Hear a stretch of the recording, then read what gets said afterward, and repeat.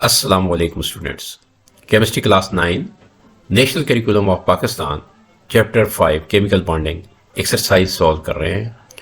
सबसे पहले एमसीक्यूज और part 1, which of the following atoms will form an ion of charge -2। हमारे सामने आ रहा है एटॉमिक नंबर 12, तो ये कैटाइन बनाएगा +2 चार्ज के साथ।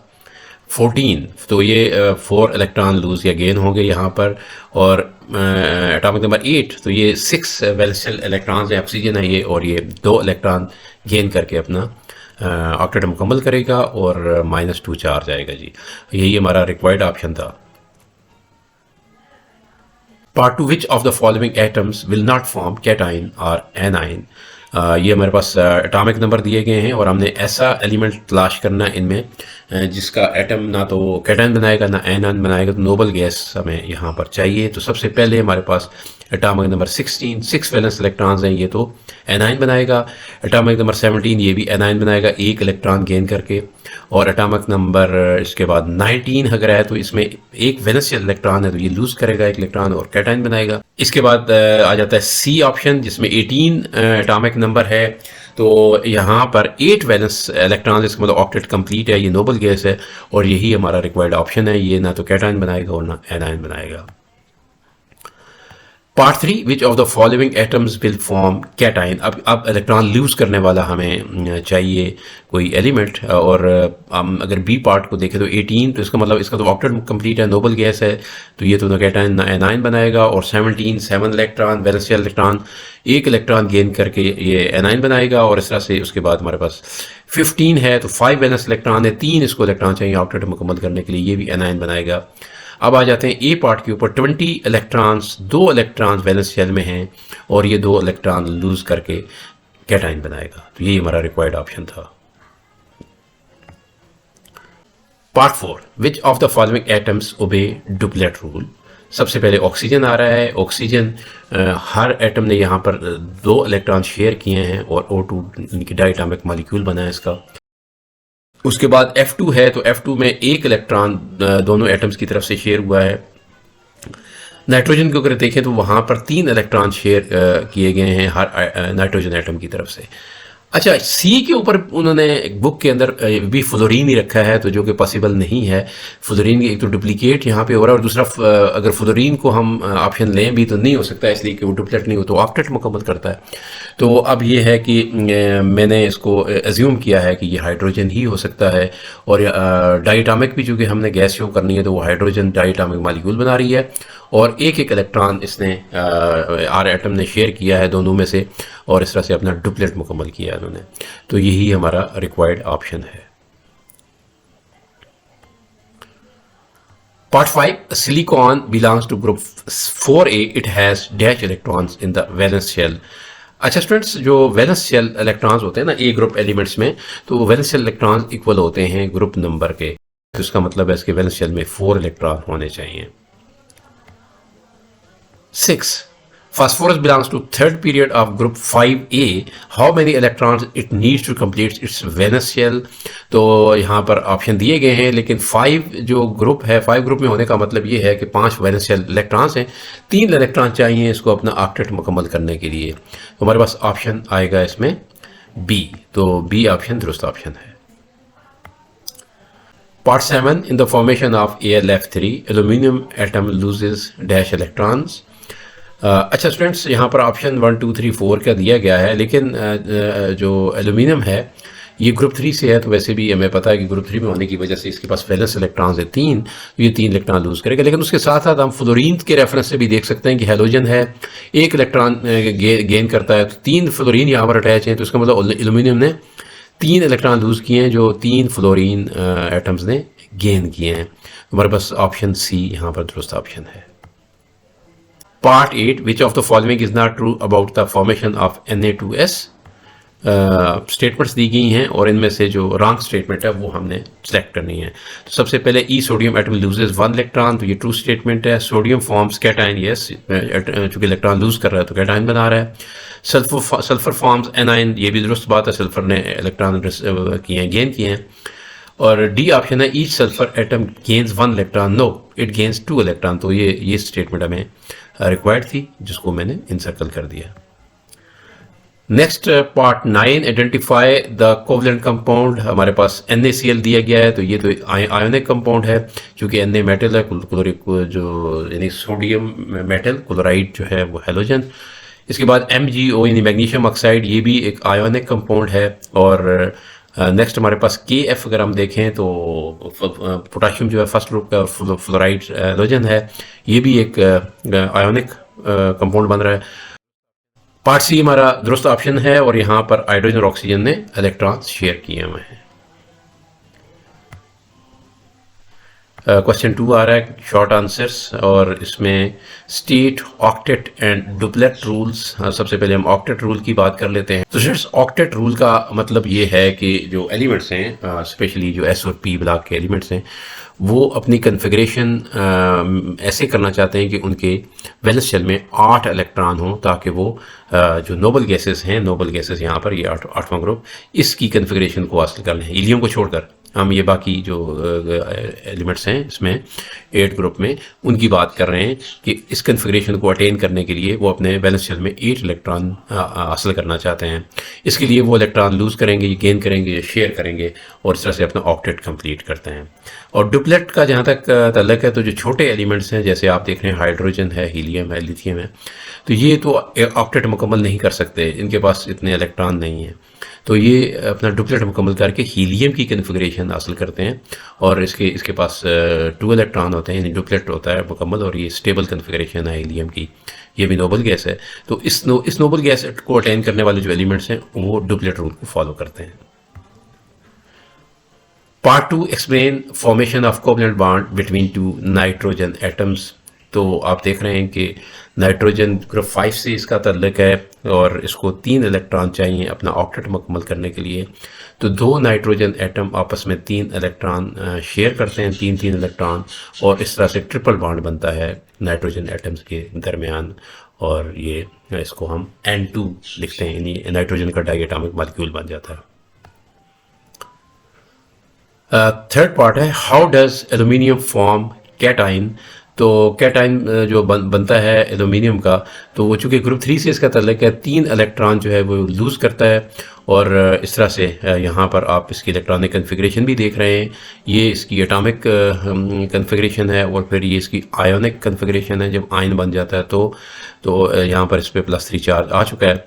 तो इस तरह से यानी कि 3 इलेक्ट्रॉन जो इसके आउटर मोस्ट शेल में होते हैं वो लूज़ कर देता है, और उसके बाद इसका कैटाइन बन जाता है +3 चार्ज के साथ। How does oxygen form A9. तो ये चूँकि इलेक्ट्रॉन गेन करेगा, तो इसका जो बनना है, चूँकि ये 6 ग्रुप से इसका तल्लक, 6 वैलेंस इलेक्ट्रॉन्स हैं, 2 इलेक्ट्रॉन चाहिए अपना ऑक्टेट मुकम्मल करने के लिए। तो मैंने यहाँ पर इसकी जो है कन्फिग्रेशन लिखी है, तो इसको 2 इलेक्ट्रॉन ये गेन करेगा, और इस तरह से -2 चार्ज इसके ऊपर आ जाएगा। तो यहाँ पर आप देख रहे हैं कि 6 वैलेंशियल इलेक्ट्रॉन्स हैं, 2 इलेक्ट्रॉन मज़ीद ऐड होंगे, तो ये -2 चार्ज के साथ एनाइन बन जाएगा ऑक्सीजन का। आगे बढ़ते हैं, और draw electron cross in dot structure for H2O molecule. तो यहाँ पर ऑक्सीजन है, ऑक्सीजन सेंट्रल एटम है, इसके पास 6 वैलेंस इलेक्ट्रॉन, 2 इलेक्ट्रॉन शेयर करेगा, और हाइड्रोजन 1 इलेक्ट्रॉन शेयर कर सकता है मैक्सिमम। तो इस तरह से 2 हाइड्रोजन एटम एक अपना इलेक्ट्रॉन ऑक्सीजन के साथ शेयर कर लेंगे, और इस तरह से हमारे पास जो कंपाउंड बनेगा वो इसमें ऑक्सीजन सेंट्रल एटम, और इसने अपना 1 इलेक्ट्रॉन यहाँ पर शेयर किया है, ये हाइड्रोजन का इलेक्ट्रॉन शेयर हो रहा है। इसी तरह से इस तरफ से भी ये ऑक्सीजन का इलेक्ट्रॉन और ये हाइड्रोजन का इलेक्ट्रॉन, और उन्होंने शेयरिंग करके कोवलेंट बॉन्ड बनाया है, और ये कोवलेंट कंपाउंड बना है water. Question number 3, describe the importance of noble gas electronic configuration. तो स्टूडेंट्स, जो नोबल गैस कन्फिग्रेशन है वो मोस्ट स्टेबल कन्फिग्रेशन है, इसलिए तमाम एलिमेंट्स के जो एटम्स हैं वो अपनी यही कन्फिग्रेशन अटेन करने के लिए वो अपने एटम से इलेक्ट्रॉन लूज़ करते हैं, या गेन करते हैं, या फिर शेयर करते हैं, और इस तरह से अपना ऑक्टेट या डुप्लेट मुकम्मल करके नोबल गैस कन्फिग्रेशन हासिल कर लेते हैं।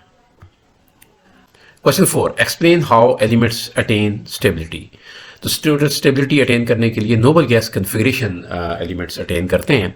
जब नोबल गैस कन्फिग्रेशन एक्वायर हो जाती है तो एलिमेंट्स स्टेबल हो जाते हैं। तो मेटल्स जो हैं वो जनरली क्या करती हैं कि जो इलेक्ट्रॉन है वो लूज़ करके कैटाइन बनाती हैं और वो नोबल गैस कन्फिग्रेशन उनके पास आ जाती है।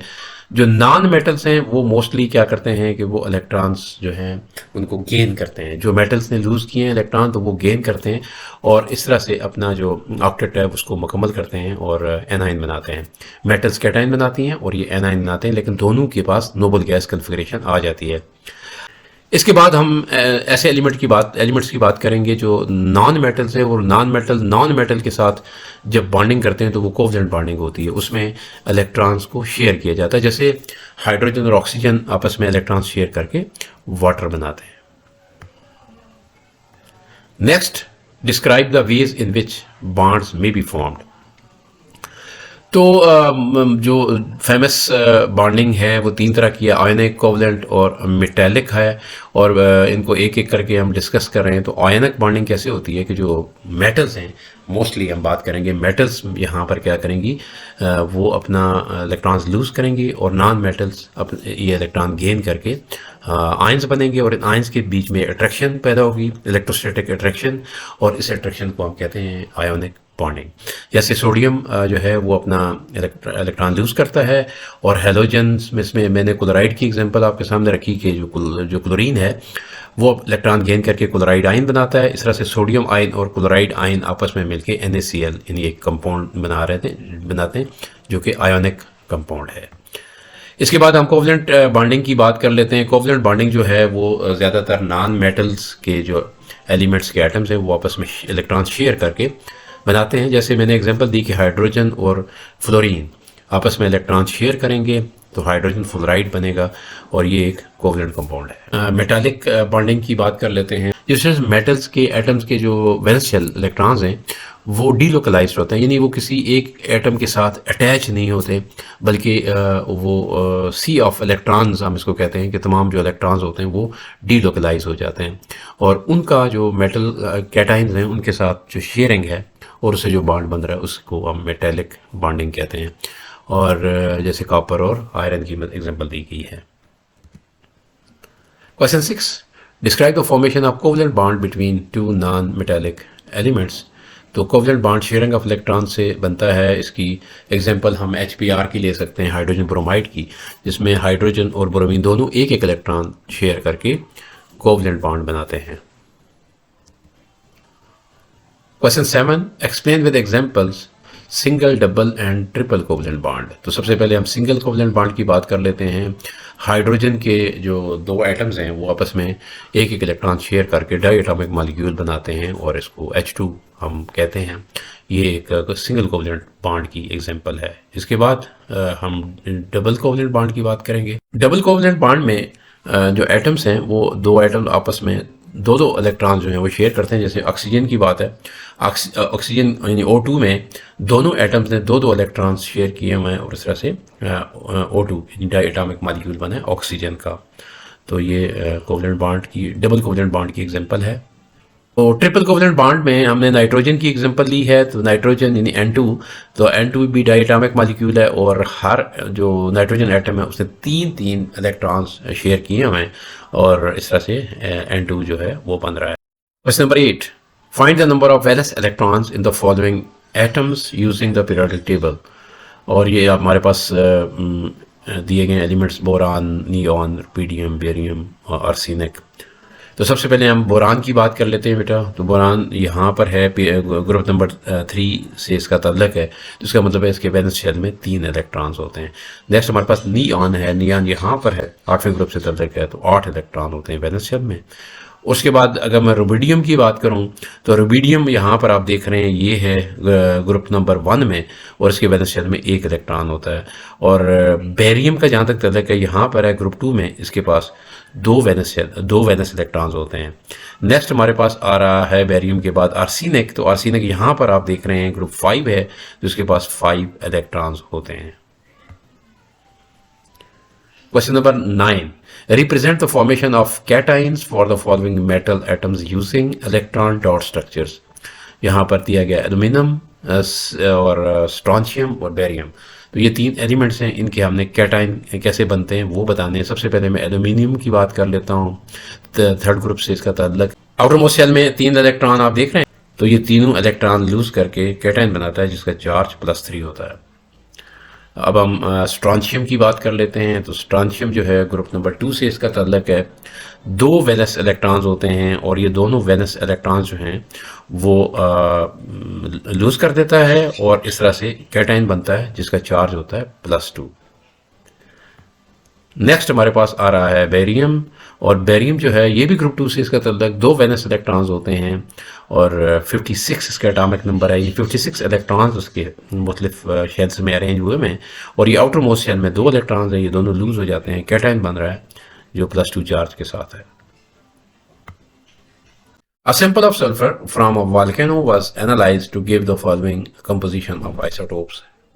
सल्फर का एटॉमिक नंबर 16 है और जो हमें उस सैंपल से इंफॉर्मेशन मिली वो ये थी कि जो सल्फर 32 का आइसोटोप है वो 95% पाया जा रहा था, उसमें उसकी अबंडेंस 95% थी। और सल्फर 33 ये दूसरा आइसोटोप है और इसकी 0.76% थी अब उस अबंडेंस उसकी उस सैंपल के अंदर।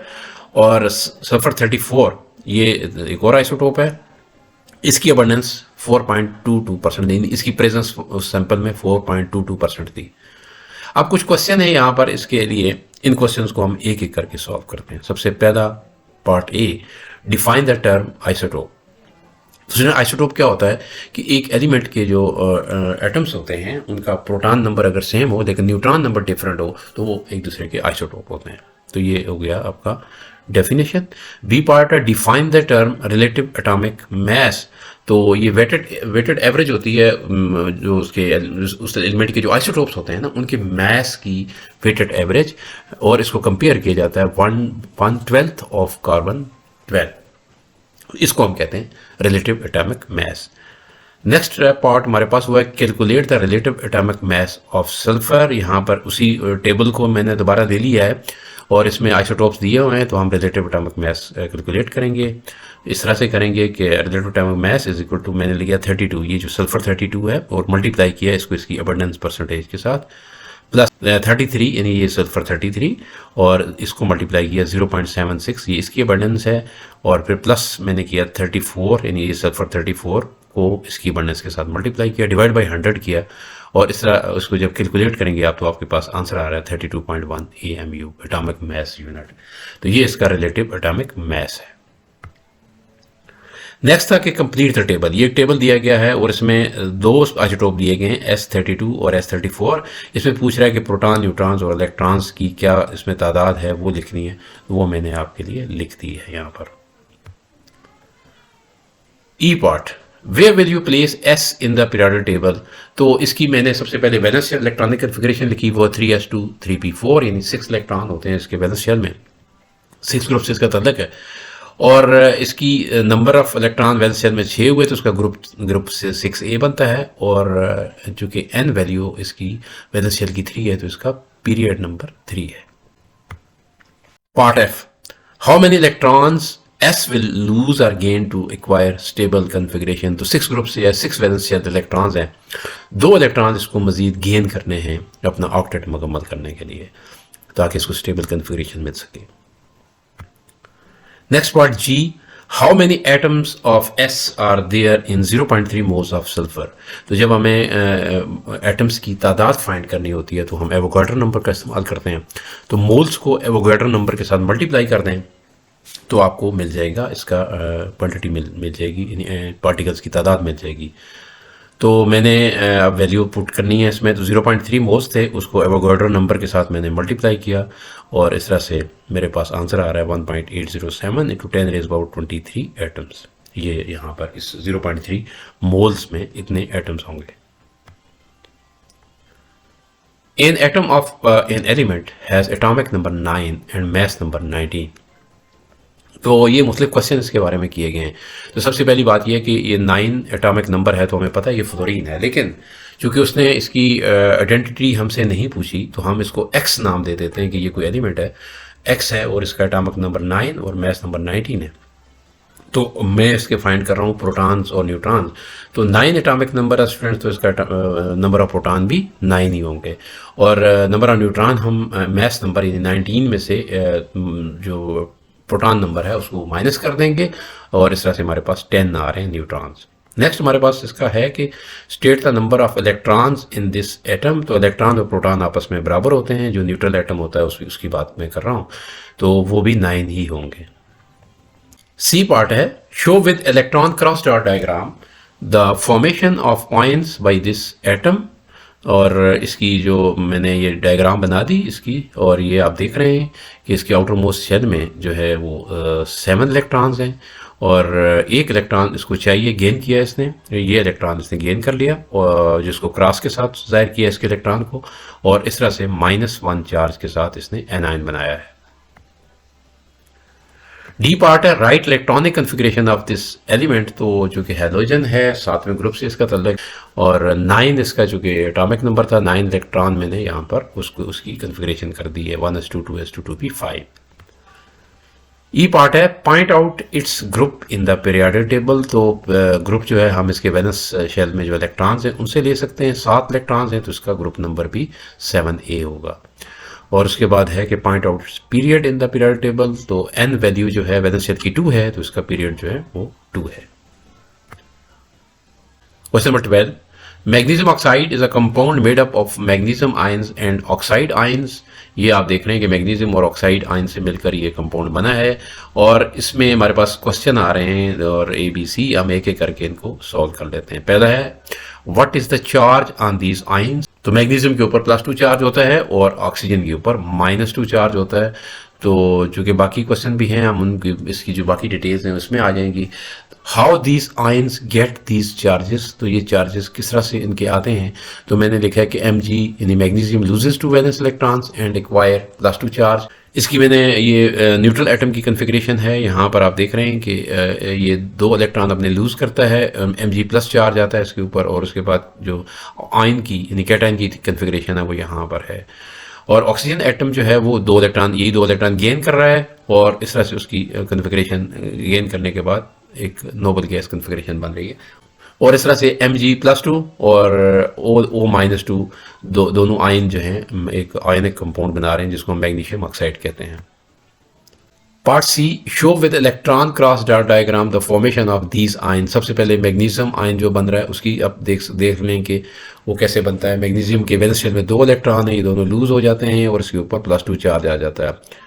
ऑक्सीजन की बात कर लेते हैं, तो ऑक्सीजन जो है इसके ऊपर ये 2 इलेक्ट्रॉन्स को चाहिए, तो ये 2 इलेक्ट्रॉन गेन करेगा। ये जो 2 इलेक्ट्रॉन यहाँ पर लूज हुए हैं वो इसने गेन कर लिए हैं, और इस तरह से ये इलेक्ट्रॉन इसके पास मैग्नीशियम के इलेक्ट्रॉन जो इसने गेन किए हैं यहाँ पर शो किए गए हैं, और इस तरह से इसके ऊपर -2 चार्ज आ गया है। तो ये +2 और -2 चार्जेस के साथ ये दोनों आयन आपस में बॉन्डिंग कर लेते हैं। Question number 13, the diagram below shows the electronic structure of an atom of calcium and an atom of oxygen। तो ये आप देख रहे हैं ये कैल्शियम का एटम है और ये ऑक्सीजन का एटम है। तो पहले उसने कहा कि draw structure of the ions that are formed when these atoms react. तो सबसे पहले आप ये देख रहे हैं कि ये कैल्शियम है, अपने दोनों इलेक्ट्रॉन लूज करेगा, किसको दे रहा है, ये ऑक्सीजन को गेन करेगा, और इस तरह से गेन करने के बाद कैल्शियम के ऊपर +2 चार्ज आ गया और ऑक्सीजन के ऊपर -2 चार्ज आ गया, और ये दोनों आपस में जो आयन हैं ये इलेक्ट्रोस्टैटिक फोर्सेस के जरिए से अट्रैक्ट हो रहे हैं, बॉन्डिंग कर रहे हैं, और ये बॉन्डिंग के बाद कैल्शियम ऑक्साइड एक आयनिक कंपाउंड बना है। The table below shows the properties of 4 substances. ये आपके सामने ABCD 4 सब्सटेंसेस हैं, इनके मेल्टिंग पॉइंट और इनकी इलेक्ट्रिकल कंडक्टिविटी दी गई है, इस बारे में क्वेश्चंस हैं और हम एक एक करके इन क्वेश्चन को सॉल्व कर रहे हैं। तो सबसे पहले ए पार्ट जो इसका है वो आता है कि which substance is a metal. तो मेटल जो होती हैं मेल्टिंग पॉइंट उनका हाई होता है, लेकिन इसके साथ साथ वो सॉलिड स्टेट में भी और मोल्टन स्टेट दोनों में ही इलेक्ट्रिसिटी को कंडक्ट करती हैं। तो हमारे पास ऑप्शन डी इसमें इस पार्ट के लिए ऑप्शन डी मैंने सेलेक्ट किया है। और उसके बाद में नेक्स्ट पार्ट है कि which substance is an ionic compound. Ionic compound जो होते हैं उनका भी मेल्टिंग पॉइंट हाई होता है, और इसके साथ साथ सॉलिड स्टेट में तो वो इलेक्ट्रिसिटी को कंडक्ट नहीं करते लेकिन मोल्टन स्टेट में करते हैं। तो हमारे पास जो ऑप्शन यहाँ पर बन रहा है वो बी है। तो बी ऑप्शन में आप देख रहे हैं कि ये गुड कंडक्टर हैं मोल्टन स्टेट के अंदर। और नेक्स्ट पार्ट हम देख लेते हैं जी, और वो है सी। कह रहा है कि which substance is a covalent compound. तो कोवलेंट कंपाउंड जो होते हैं उनका मेल्टिंग पॉइंट लो होता है और कंडक्टिविटी नहीं होती उनकी। तो ये हमारे पास सी ऑप्शन जो है वो इसके लिए मुनासिब है, और उसको मैंने सी ऑप्शन दे दिया है। और नेक्स्ट हमारे पास आ रहा है डी कि which substance is a non metal. तो नॉन मेटल जो होती हैं उनका भी मेल्टिंग पॉइंट हाई हो सकता है, जैसे कि डायमंड है, और डायमंड का मेल्टिंग पॉइंट बहुत हाई होता है और इसके साथ साथ उसकी कंडक्टिविटी नहीं होती। तो ये ऑप्शन इसके लिए दुरुस्त ऑप्शन है। और स्टूडेंट्स, इसी के साथ ही ये एक्सरसाइज मुकम्मल हो गई है। एक और एक्सरसाइज के साथ आपसे बहुत जल्द मुलाकात हो रही है। उस वक्त तक अल्लाह हाफिज़।